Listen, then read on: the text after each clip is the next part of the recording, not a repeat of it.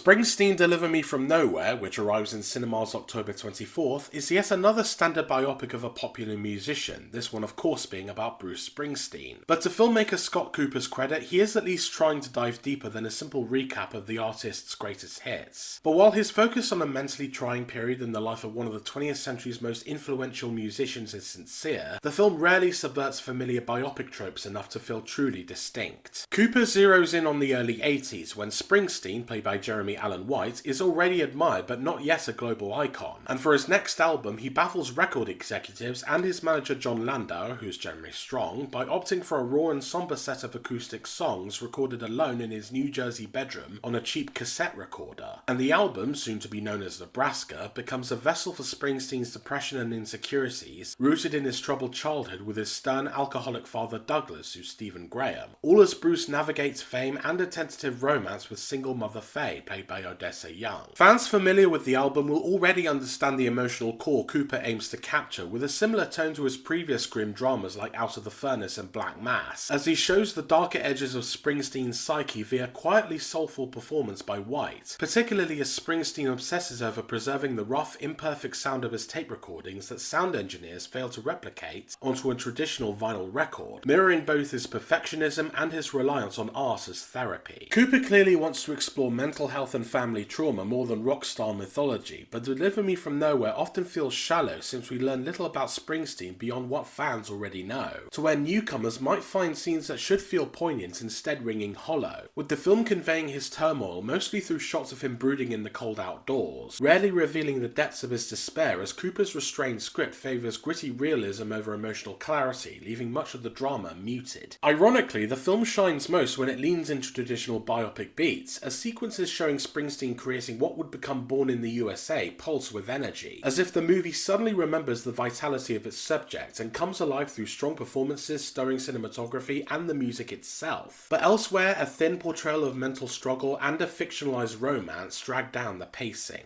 It's a shame because Springsteen's life offers fertile ground for a profound character study about artistry and mental health, the kind Cooper clearly wants to make. Yet with its surface level introspection and muted emotion, the disappointingly 3-star Springsteen Deliver Me From Nowhere ends up feeling as barren and distant as the Nebraska plains themselves. Visit the Film Feeder website to read my more detailed review, but for now, thanks for watching, please like and subscribe for more reviews, and I'll see you next time.